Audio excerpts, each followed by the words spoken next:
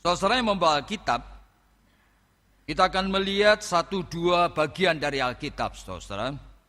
Jadi yang dimintakan kepada saya untuk mengkhotbahkan pada minggu ini, sebetulnya diambil dari Matius pasalnya yang kelima, saudara. Dari Matius pasalnya yang kelima, di dalam bagian rangkaian khotbah di bukit, ya. Jadi khotbah di bukit itu merupakan suatu rangkaian khotbah yang penting sekali dari Tuhan Yesus, di mana Tuhan ingin sekali mengatakan bahwa setiap hal yang ada di dalam semua agama, termasuk agama Yahudi, orang-orang Israel saat itu adalah kekeliruan. Dan sehingga Yesus mau mengatakan mengenai hal itu dengan begitu jelas sekali di dalam Matius pasal 5 sampai yang ke-7. Dan saudara, Matius pasal yang kelima, dia mengatakan kalimat-kalimat seperti ini. Saudara, ayatnya yang ke-17. Janganlah kamu menyangka bahwa aku datang untuk meniadakan hukum Taurat dan kitab para nabi. Aku datang bukan untuk meniadakannya, melainkan untuk menggenapinya. Kemudian saya ingin membaca ayatnya yang ke-20. Maka aku berkata kepadamu, jika hidup keagamaanmu tidak lebih baik daripada hidup keagamaan ahli-ahli Taurat dan orang-orang Farisi, sesungguhnya kamu tidak akan masuk ke dalam kerajaan surga. Jadi meskipun saudara dan saya orang Kristen dibaptis, aktif di gereja, bahkan punya pelayanan-pelayanan, jikalau saudara punya kehidupan keagamaan tidak lebih baik daripada orang-orang Farisi dan ahli Taurat, saudara tidak akan masuk ke dalam kerajaan surga. Yang mengatakan bukan saya, yang mengatakan Tuhan Yesus, saudara. Jadi ini merupakan sesuatu yang perlu kita pikirkan dengan sungguh-sungguh, ya. Oleh karena ya sayang sekali saudara datang ke gereja, dibaptiskan, kemudian rasa menjadi orang percaya, orang Kristen, tapi nanti Yesus jadi mengatakan, aku tidak kenal kamu. Siapa kamu ini? Lalu bagaimana kita? Jadi jikalau tidak lebih baik daripada orang-orang Farisi, kita tidak akan selamat. Jadi saudara, kalau kita mau perhatikan dengan sungguh-sungguh, sebetulnya siapa sih ahli Taurat, siapa sih orang-orang Farisi itu, ya. Jadi saudara, sebenarnya setelah Israel itu dibuang ke Babilonia selama 70 tahun, saudara. Lalu kira-kira pada tahun 450 sebelum Masehi, itu Tuhan menggerakkan raja untuk mulai mengirim lagi, mengizinkan Ezra dan Nehemia membawakan rombongan Israel ini kembali ke Yerusalem. Ya, saudara, dan di sana mereka berdua ini mengajarkan kenapa sampai Tuhan membuang umatnya. Kenapa Tuhan mengizinkan Yerusalem, Tuhan mengizinkan bait Allah yang luar biasa megahnya itu sampai diratakan dengan tanah. Tidak ada lagi, sudah. Lalu Ezra dan Nehemia itu menjelaskan, oleh karena kamu itu tidak setia kepada firman Tuhan. Nah, firman Tuhan saat itu dikenal itu adalah hukum-hukum Taurat Musa. Dan kamu tidak setia. Nah, oleh karena itulah sejak mereka itu kembali lagi ke Yerusalem, lalu mereka itu bertekad, saudara, orang-orang Israel ini, untuk belajar setia sekarang. Nah, zaman sebelum itu, orang-orang yang memikirkan mengenai Taurat ini sebetulnya hanya turunan dari suku Lewi. Nah, termasuk nanti menjadi imam, imam besar, semuanya turunan suku Lewi. Tetapi sejak zaman Ezra dan Nehemia, sekarang semua suku, mereka bertekad sekali untuk menyelidiki akan Taurat siang dan malam, Ini betul-betul supaya mereka jangan lagi dibuang oleh Allah Yahweh itu. Nah inilah. Jika muncul beberapa mazhab. Nah, mazhab itu saudara-saudara baca dalam Alkitab ya. Ada orang-orang ahli Taurat, ada orang-orang Saduki, dan juga orang-orang Farisi. Nah itu masih terjadi dari beberapa kelompok lagi, saudara, karena cara menafsirkan Alkitab itu ternyata beda-beda, saudara. Ya, ada kelompok Hillel, ada kelompok Syamai, ala Akiba dan sebagainya.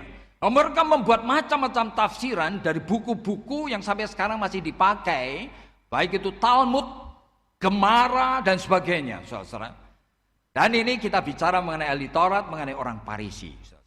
Yesus mengatakan, jikalau keagamaanmu tidak lebih baik dari mereka, waduh, padahal mereka ini orang yang siang malam ini. Tetapi kelompok yang membentuk kelompok Farisi, itu sebetulnya di dalam sejarah itu sebelum, ya kan?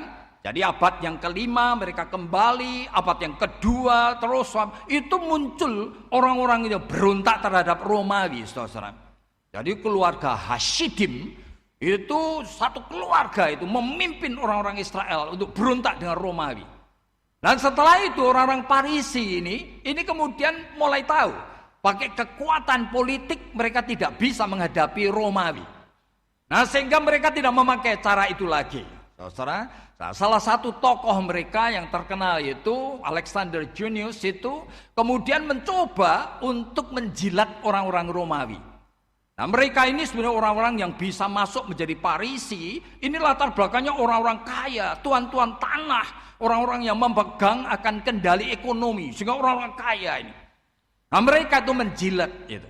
Sehingga akhirnya mereka itu menjadi orang-orang yang kemudian boleh mendirikan akan rabbinic school di Yamnia.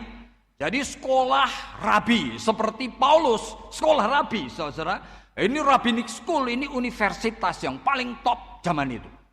Ada Gamaliel, segala itu mengajar di sana, filsuf-filsuf besar. Sehingga Rasul Paulus itu bangga sekali karena lulusan dari rabbinic school ini, saudara. Dan juga mereka itu akhirnya semuanya orang Farisi yang hebat ini yang menduduki akan kursi di dalam pengadilan agama yang namanya Sanhedrin, yang nanti mengadili Yesus segala ini. Jadi ini pengaruhnya besar sekali, saudara. Dan nanti pada tahun 60 itu muncul pemberontakan mereka lagi, dan kemudian ada 1.000 orang yang kemudian itu tinggal di dalam satu benteng yang namanya Masada. Itu benteng itu sebenarnya didirikan oleh Herodes the Great, Herodes Agung, yang membangun ulang Bait Allah yang tidak ada itu. Dan Bait Allah itu menjadi begitu indahnya, lebih daripada Bait Allah yang dibangunkan oleh Salomo.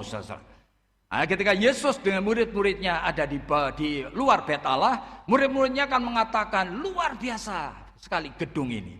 Tapi Yesus mengatakan apa? Nanti tiba waktunya. Tidak ada satu batu pun yang tertumpuk di atas batu yang lain.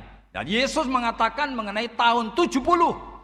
Jadi tahun 70 itu Kaisar dari Romawi, Titus itu sekali lagi menghadapi akan pemberontakan orang-orang Farisi ini. Dan sekali lagi meratakan lagi Bait Allah itu. Semuanya dihabisin, saudara. Sekali lagi pada tahun 70. Nah, di dalam benteng Masada tahun 60 itu 1.000 orang masuk semua di dalam sesuatu benteng seperti itu melawan Romawi, saudara. Mereka kalah dan akhirnya daripada mereka menjadi budaknya Romawi, mereka semua bunuh diri. Jadi mereka menusukkan pedangnya sendiri ke dadanya, semuanya mati, 1.000 orang. Jadi itu ada di dalam sejarah. Jadi Romawi ini adalah orang-orang yang punya tekad luar biasa sekali, setia kepada umat Allah. Dan kemudian mereka siang malam mempelajari akan Taurat ini. Nah, dari 10 Taurat mereka itu sampai membuat aplikasinya detail sekali. Cara minum aja ada barangkali 5-6 aplikasi. Cara minum, cara mengelap akan gelas. Supaya apa? Supaya sopan santun itu manifestasi dari seluruh jiwa raga untuk Tuhan. Bayangin aja. Cara meminum pun harus memuliakan Tuhan. Cara makan harus memuliakan Tuhan.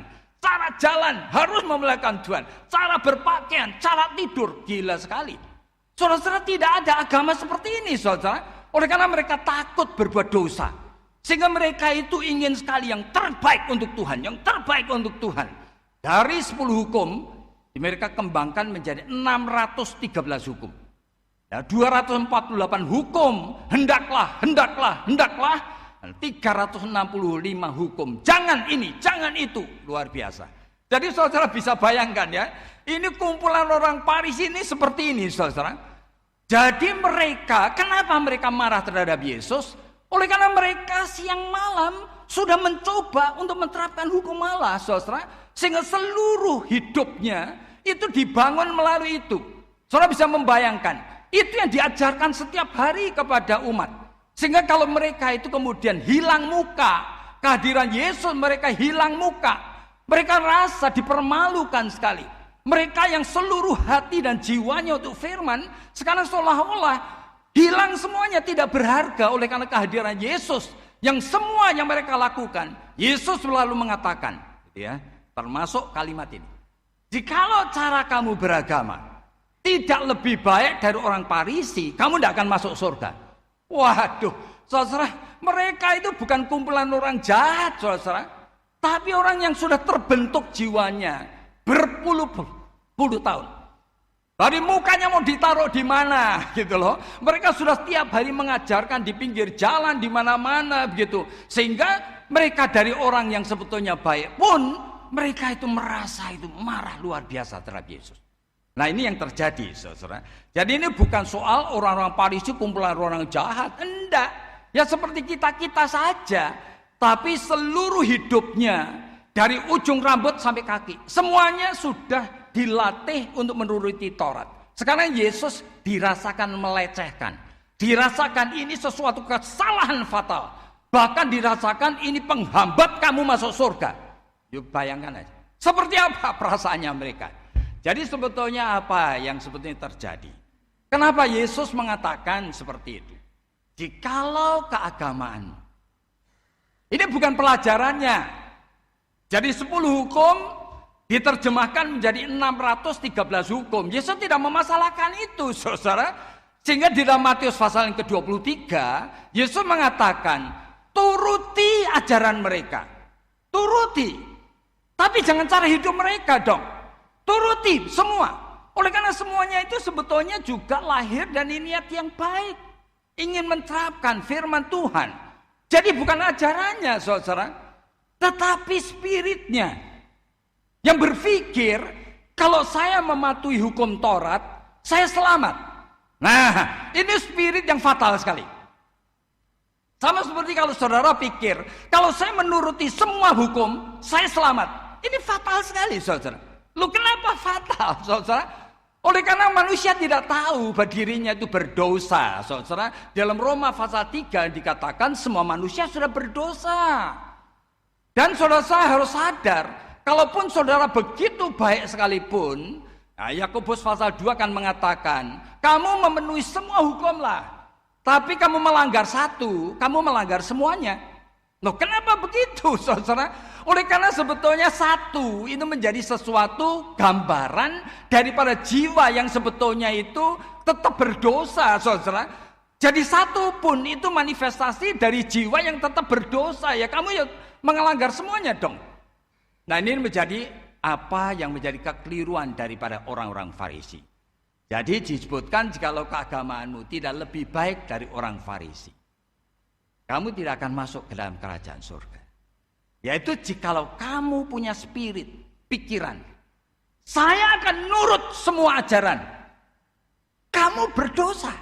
Kenapa begitu, saudara? Mari kita sekarang lihat dalam Galatia pasal 1.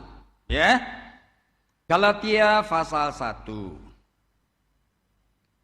Jadi dari 13 surat Paulus, salah satunya adalah surat kepada jemaat di Galatia, saudara.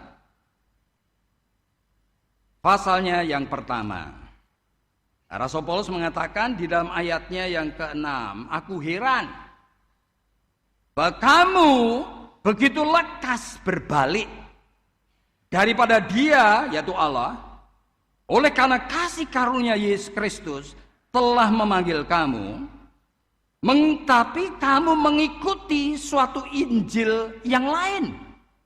Yang bayangin ya, Injil yang lain. Yang sebenarnya bukan Injil. Hanya ada orang yang mengacaukan kamu. Dan yang bermaksud untuk memutarbalikkan Injil Kristus. Kamu tidak sadar ini. Mengikuti Injil yang lain, Injil yang palsu ini. Tetapi Paulus mengatakan, sekalipun kami atau ada seorang malaikat dari surga yang memberitakan kepada kamu suatu Injil yang berbeda dengan Injil yang telah kami beritakan kepadamu, terkutuklah dia. Kalau ngajarin Injil yang lain, orang itu harus terkutuk. Seperti yang telah kami katakan lebih dahulu. Sekarang ku katakan sekali lagi, jikalau ada orang yang memberitakan kepadamu suatu Injil yang berbeda dengan apa yang telah kamu terima, terkutuklah dia. Jadi, bagaimana sekarang? Adakah ku cari kesukaan manusia atau kesukaan Allah? Adakah ku coba berkenan kepada manusia? Sekiranya aku masih mau mencoba berkenan kepada manusia, aku ini bukan hamba Kristus. Nah, saudara pelan-pelan ya. Kemarin saya sudah ingatkan. Kalau baca tulisan Paulus, hati-hati. Yang ngomong hati-hati itu adalah Rasul Petrus. Oleh karena apa? Tulisannya sulit sekali. Sehingga Petrus mengatakan, kalau kamu udah hati-hati, baca Alkitab kamu bahkan sesat. Oleh karena pikiranmu tidak mengerti ini. Nah, di sini cerita mengenai jemaat di Galatia. Nah, jemaat Galatia itu pernah digembalakan Paulus. Lalu kemudian Paulus pergi ke tempat lain mengabarkan Injil. Tapi ketika dia pergi ke tempat lain, dia dengar, loh, Galatia yang digembalakan selama 2 tahun lebih, ternyata sekarang menambahkan ajaran Paulus itu dengan ajaran yang baru. Loh, apa salahnya? Ternyata ada orang-orang Kristen Yahudi. Ini bukan orang Parisi, orang Kristen Yahudi. Yang kemana-mana Paulus pergi, mereka itu ngintil untuk apain? Untuk melawan ajaran Paulus. Kenapa orang-orang Kristen Yahudi ini? Orang Kristen Yahudi ini sudah tercekoi pikiran Parisi, gitu loh. Bahwa firman Tuhan itu adalah seluruh Taurat ini. Sehingga mau mengawinkan Taurat dengan Injil. Nah, mereka itu terus mengatakan ajaran Paulus itu tidak benar. Oleh karena apa? Masa iman itu anugerah, keselamatan itu anugerah. Lalu bagaimana kita itu tahu kalau kita hidup dalam anugerah? Nah, begitu kan? Sehingga mereka mau mengawinkan ajaran Taurat dengan Injil. Lalu mereka ngajarin jemaat Galatia ini, kamu kenapa sih jadi orang Kristen nggak maju-maju, muter-muter terus di situ? Kamu janji tidak mau berzina, nanti bulan depan jatuh lagi. Kamu berjanji tidak bisa mengampuni, sekarang mau mengampuni, ya nanti lihat 2 bulan 3 bulan jatuh lagi. Kenapa kamu muter-muter seperti itu? Karena kamu itu lupa. Mereka mengatakan, bahwa sebetulnya kamu mesti melatih diri. Nah, ini loh, kamu mesti melatih diri. Seperti halnya Tuhan ingin kita melatih Taurat ini loh. Kamu siang malam baca, kamu banyak doa, kamu mendisiplin diri, jangan makan ini, jangan makan itu. Kamu menanggalkan keduniawian dalam hidupmu ini. Latihan seperti itu. Nah, nanti kamu akan mengalami kemajuan. Aneh ya, kelihatannya betul ya. Paulus dari jauh tuh ngomong apa? Begitu cepat kamu mengganti Injil sejati ini dengan Injil yang palsu. Siapa yang mengajar Injil yang palsu ini? Paulus mengatakan terkutuklah dia. Soalnya kalau tidak ngerti ini bahaya sekali. Oleh karena ini merupakan sesuatu yang kadang-kadang kita tanpa sadar ajarkan juga di gereja. Orang melatih dengan sepenuh hati, dengan spirit seperti orang Parisi. Kenapa kok keliru? Nah, saudara lupa bahwa sebetulnya keselamatan itu anugerah. Tapi kalau kamu melatih spiritmu itu seperti orang Parisi, kalau saya berhasil menjadi seorang yang setia pada hukum, saya selamat. Itu justru Injil yang palsu.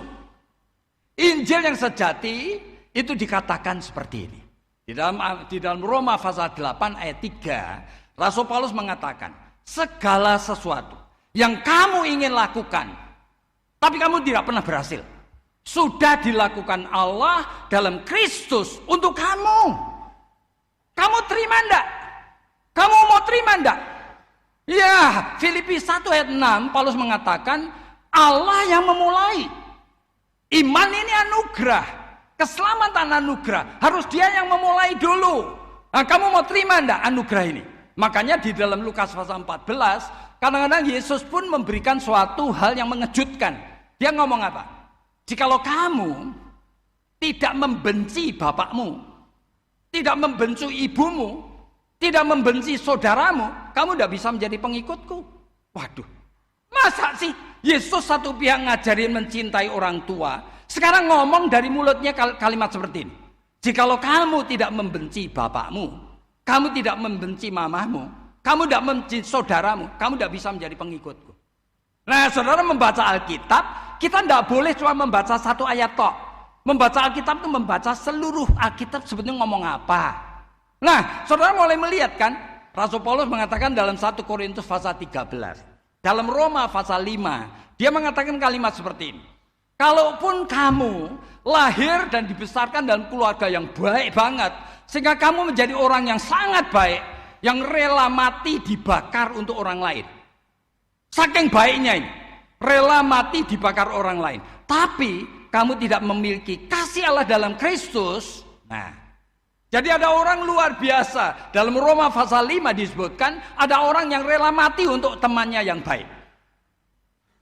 Tapi jikalau itu bukan kasih Allah dalam Kristus, perbuatanmu itu hanya bunyi gong yang gemericingan, yang berdengung-dengung, tidak mempunyai nilai kekekalan. Nah, makanya Yesus mengatakan dalam Lukas pasal 14 tadi, jikalau kamu tidak membenci bapakmu, maksudnya apa? Jikalau kamu pikir kamu bisa mencintai papamu, jikalau kamu pikir kamu bisa mencintai ibumu, kamu itu tidak mungkin masuk surga. Oleh karena apa? Cintamu sebesar-besar apapun juga tidak pernah membebaskan bapakmu dari dosa. Cintamu sehebat-hebat apapun juga sama mamamu tidak pernah membebaskan mamamu dari dosa. Kamu mesti buang dulu cinta yang kayak gini. Ini kata-kata Yesus, kamu benci cinta yang kayak gini. Benci dulu. Terimalah cinta yang Allah berikan kepadamu. Supaya dengan cinta yang Allah berikan dalam Kristus, kamu bisa mencintai papamu dengan cinta yang membebaskan dia dari jerat dosa.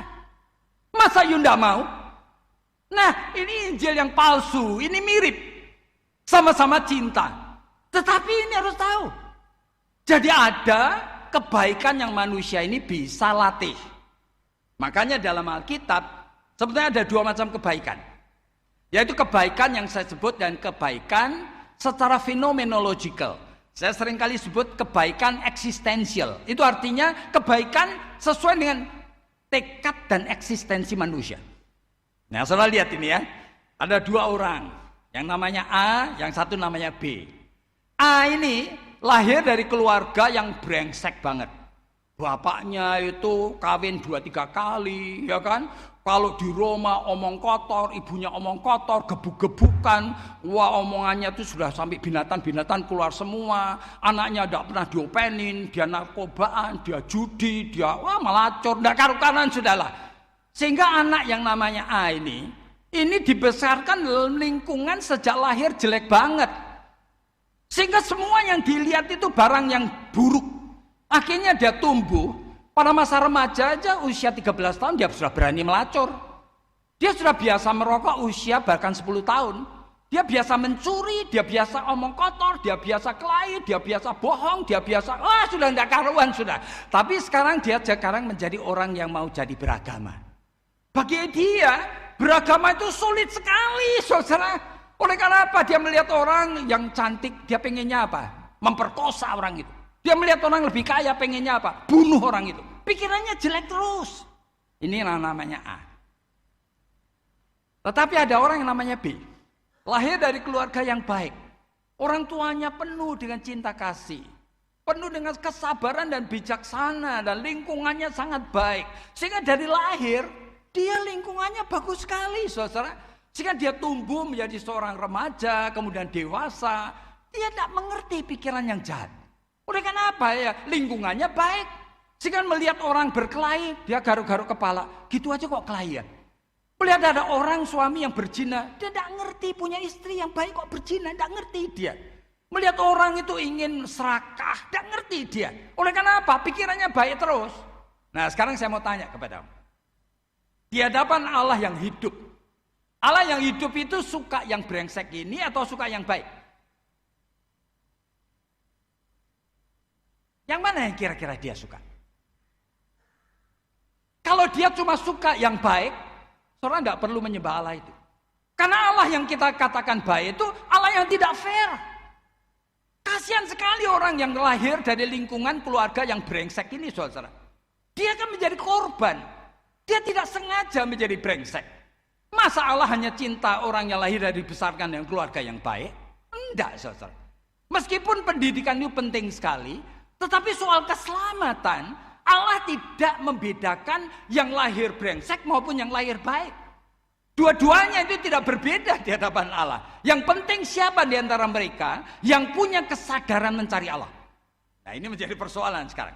Kalau kebaikan Allah eksistensial tadi, hasil pendidikan orang tua, lingkungan yang baik, unsur herediter yang baik, itu saja yang diperkenan Allah. Nah perhatikan ini. Kalau kebaikan eksistensial, usaha manusia, hal yang terbaik, itu saja yang diperkenan Allah. Dengar omongan saya. Mahatma Gandhi lebih baik dari Yesus Kristus. Ini tidak percaya. Mahatma Gandhi tidak pernah marah, saudara. Sejak dia itu mengambil keputusan untuk membebaskan India dari penjajahan Inggris, ditimpukin batu apa, tidak pernah marah. Jadi satu orang sudah terlatih, tidak pernah marah, tidak membalas dendam, tidak benci. Bagaimana dengan Yesus, Tuhan kita? Pada suatu hari dia pergi bait Allah. Dia melihat bait Allah halaman depan dipakai untuk pasar, saudara. Jualan. Maka marahlah Yesus. Dia mengambil tali jadikan cemeti. Dia mulai usir binatang-binatang itu. Lalu dikatakan lagi, Yesus itu memutarbalikkan kursi dan meja, saudara. Di depan mata manusia, mana lebih apik? Mahatma Gandhi atau Yesus? Ya mesti jujur dong. Kenapa kamu ikut Yesus? Oleh karena ini kebaikan yang manusia lihat, ini kebaikan di dalam fenomena luar. Mahatma Gandhi tidak pernah marah. Mahatma Gandhi sejak dia menyerahkan diri untuk membebaskan India, dia itu menyesuaikan diri dengan orang paling miskin di India. Sehingga ngapain? Tiap hari hanya makan seketul roti. Karena apa? Jutaan orang kere di India saat itu. Sehingga mereka itu untuk makan aja punya makanan, mereka itu membuat makanan dari apa? Tanah liat yang dipanggang. Jadi makan tanah, saudara-saudara, seperti cacing. Mahatma Gandhi kan tidak tega. Sehingga dia cuma minum 3 gelas setiap hari, makan roti seketul. Sehingga badannya kurus kering. Kurus kering. Zaman Yesus berjalan di atas muka bumi. Orang Romawi menjajah Israel. Di tengah jalan, di pinggir jalan penuh dengan kere-kere. Sama nasibnya, bisa tidak makan. Saudara melihat dalam Alkitab, berapa kali Yesus diundang pesta? Lebih dari 3 kali. Diundang pesta itu saudara, Yesus mau makan enggak? Makan dengan lahapnya. Bayangin. Bahkan Yesus minum anggur. Padahal dalam perjanjian lama, seorang yang dipanggil menjadi orang saleh tidak boleh menyentuh alkohol. Mana lebih baik? Kalau kamu cuma melihat dari depan, fenomena luar, Mahatma Gandhi atau Yesus lebih baik?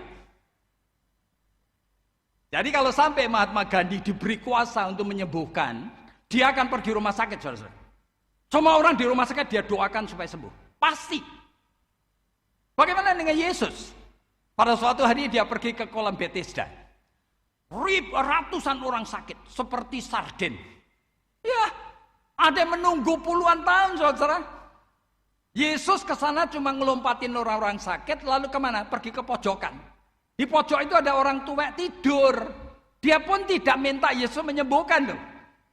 Kemudian Yesus bangunin. Bangun. Mau sembuh enggak? Orang itu nangis. Tuhan, 38 tahun aku di sini, tidak ada menolong aku.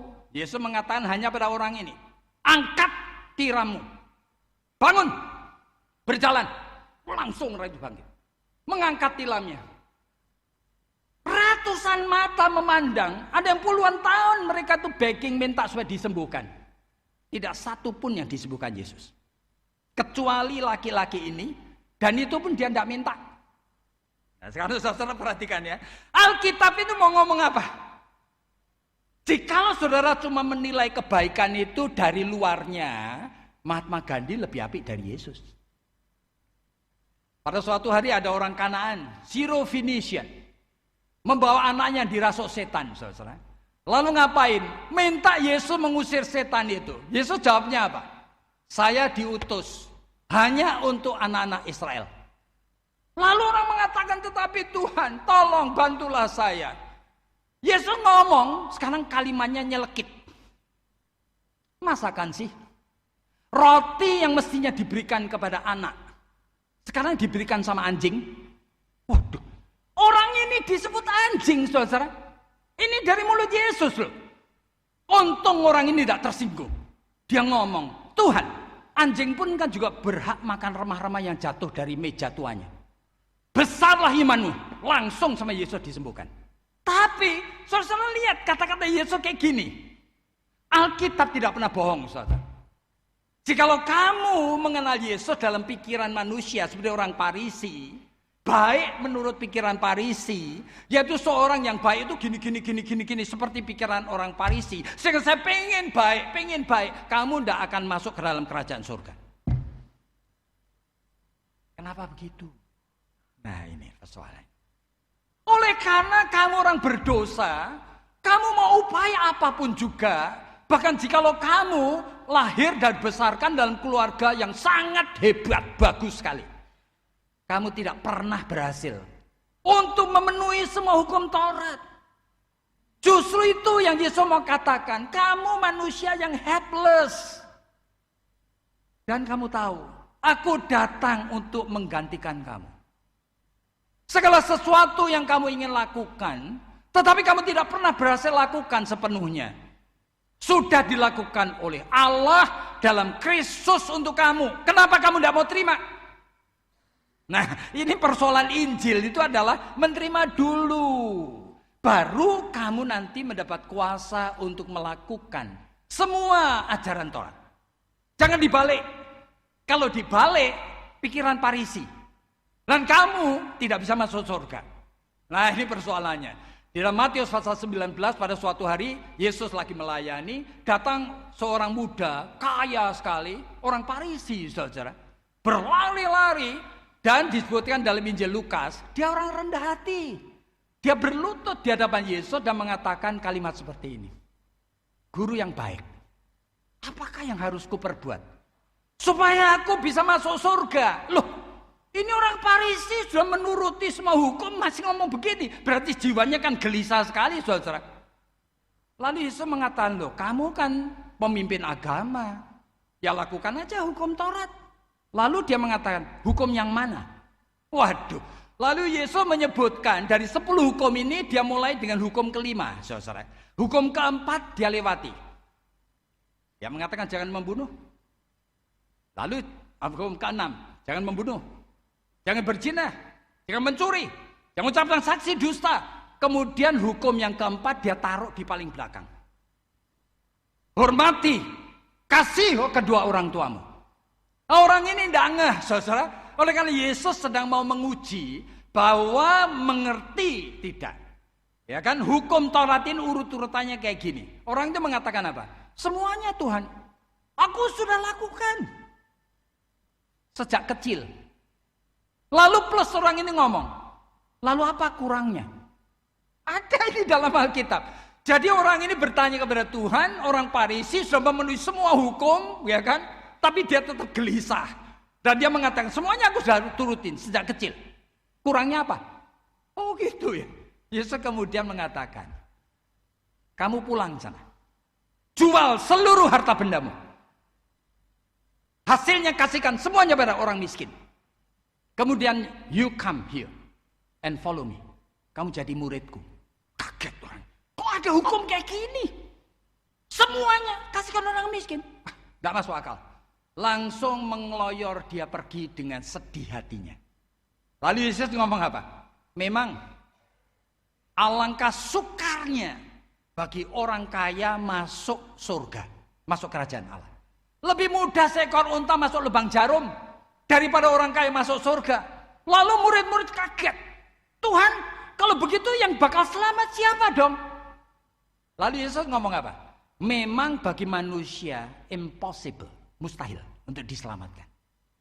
Tapi tidak bagi Allah. Nah, kenapa Yesus ngomong itu? Ya memang bagi manusia, tidak bisa manusia memenuhi semua hukum Taurat. Bakal tidak selamat dia. Sayang sekali pemuda ini tidak ngerti prinsip itu.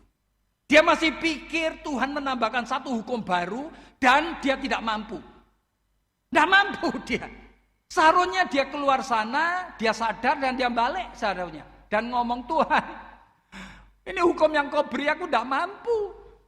Kasihanilah aku, tolonglah aku. Nah, itu permulaan keselamatan, saudara. Mau mengerti aku tuh tidak berdaya, Tuhan, kasihanilah aku, tolonglah aku. Sayang dia ngeloyor pergi dengan sedih hati. Makanya, jikalau keagamaanmu tidak lebih baik dari orang Farisi, kamu tidak bakal masuk surga. Itu bukan soal ajaran, saudara, tapi soal spiritnya. Jikalau aku pikir kalau aku bisa memenuhi hukum, jadi orang baik, aku bakal selamat. Aduh, itu kan ajaran agama. Semua agama di dunia kayak gitu, saudara. Kalau saudara memperhatikan, saudara, Yohanes Pembaptis itu pada suatu hari Yesus mengatakan apa? Tidak ada orang yang lahir di bumi ini, dilahirkan dari perempuan, lebih baik dari Yohanes Pembaptis. Kenapa Yesus ngomong itu? Oleh karena hanya dia yang mengatakan kalimat seperti ini. Lihatlah anak domba Paskah yang mengangkut dosa isi dunia. Jadi dia yang bisa mengelengkan orang, menunjuk sumber keselamatan itu ini loh. Ini bukan memenuhi hukum. Sehingga Yesus mengatakan apa? Tidak ada orang yang lebih besar dari Yohanes Pembaptis. Karena dia ngerti. Dia membukakan jalan untuk orang mengerti. Kamu diselamatkan 100% anugerah Allah. Ya mau terima enggak? Oleh karena ini yang dilakukan Yesus, sehingga dia mengosongkan diri dan mati di atas kayu salib. Oleh karena apa? Dia tahu tidak ada manusia yang bisa memenuhi hukum Taurat. Ya dia yang memikul sebetulnya akibat dosa dari saudara dan saya. Supaya apa? Supaya ada pengharapan manusia itu bisa selamat. Selamat bukan oleh karena upaya sendiri. Selamat oleh karena percaya. Bahwa aku diselamatkan oleh karena Yesus sudah mati untukku. Nah, permulaannya harus di sana.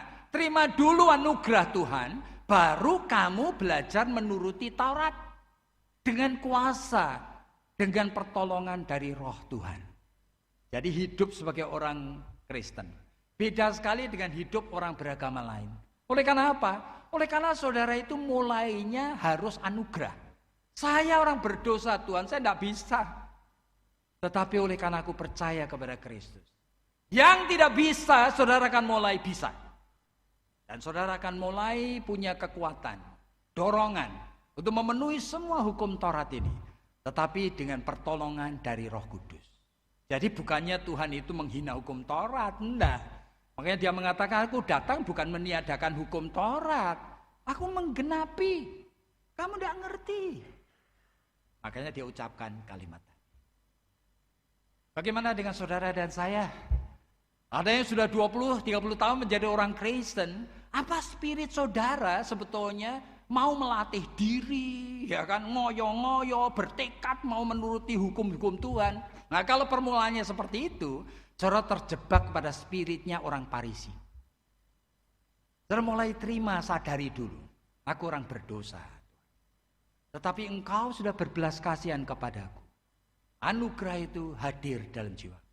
Nah, Tuhan nanti mulai memberikan kepada kita kekuatan dan tekad untuk menuruti hukum Taurat. Tapi bukan dengan kekuatan kita sendiri.